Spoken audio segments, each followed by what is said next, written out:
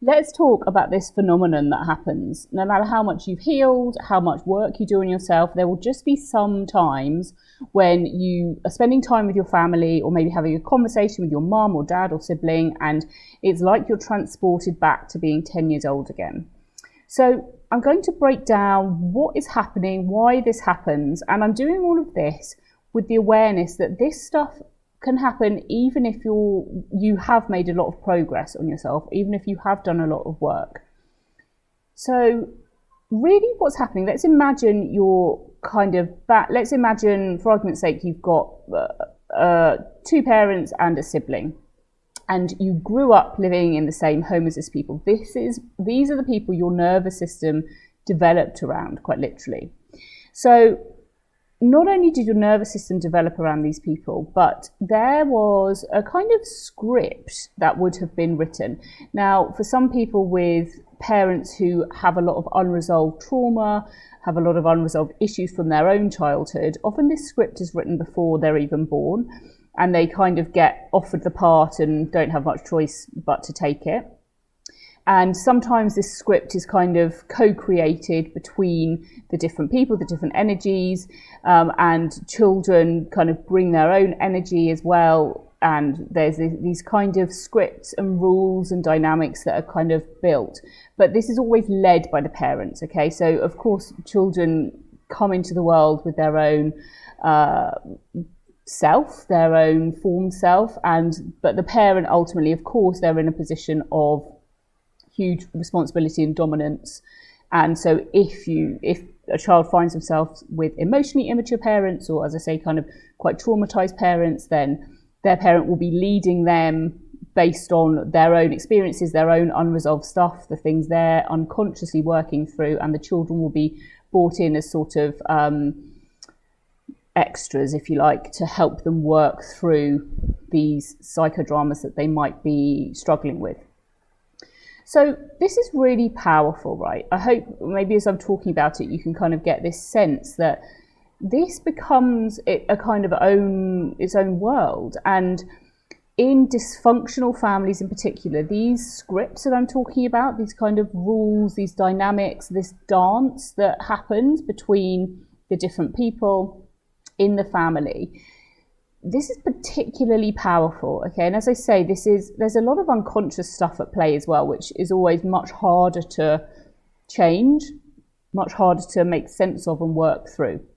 In families that are kind of more healthy, or no family is perfect, but in slightly healthier, more emotionally aware families, this isn't quite so powerful, right? There will still be rules, dynamics, scripts that happen, but they'll maybe be a bit more flexible. They won't be quite so entrenched, and they will be ultimately accommodating of the children and children's needs as well. Whereas in dysfunctional families, this doesn't happen, right? There's not that accommodation of what the children might be feeling, what they might be needing.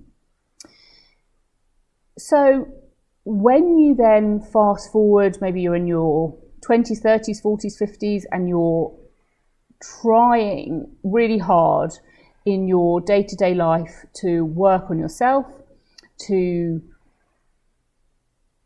alter how you react and respond to things, to maybe change some of your behaviors, to start feeling better about yourself, to improve your self-esteem, maybe you're working on your relationships. And none of this is easy. We know that. None of this comes easily.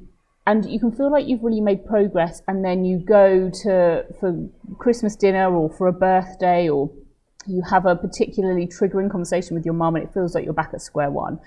But actually, I believe that healing can take place. I think there are kind of two separate things almost that happen. Is that there's healing, and then there's healing around your family members. And they can look quite different. One doesn't cancel out the other, right?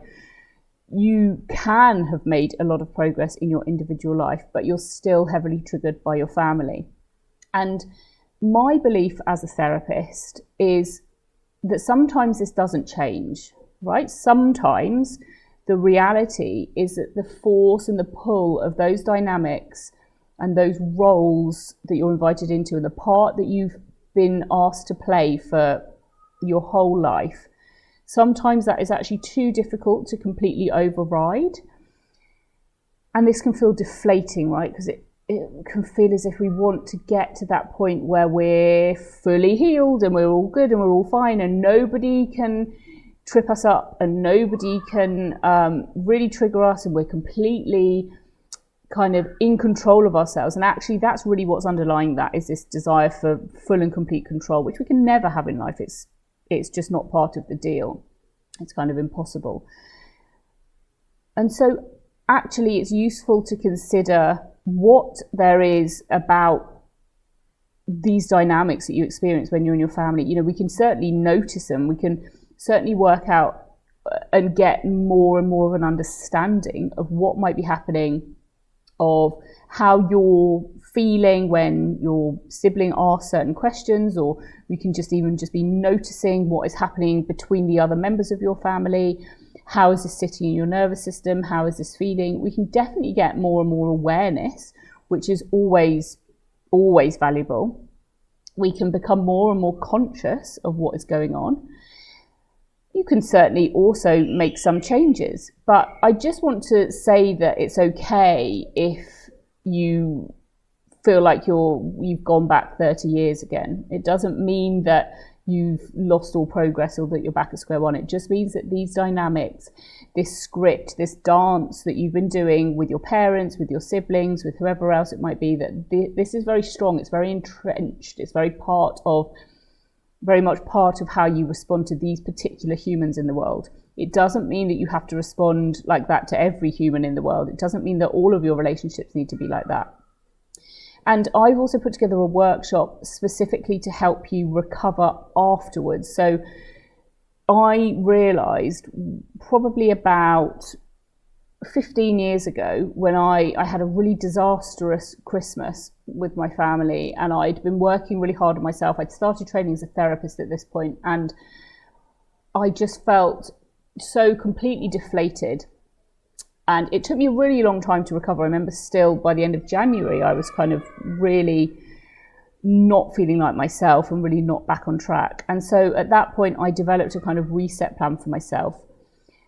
And that's basically what I teach you in this workshop, is doing that for yourself, creating your own version of that, so that if you've had a really triggering phone call, if you've had a difficult weekend with your family, a difficult dinner with them, whatever it might be, that you can find your way back to yourself more easily.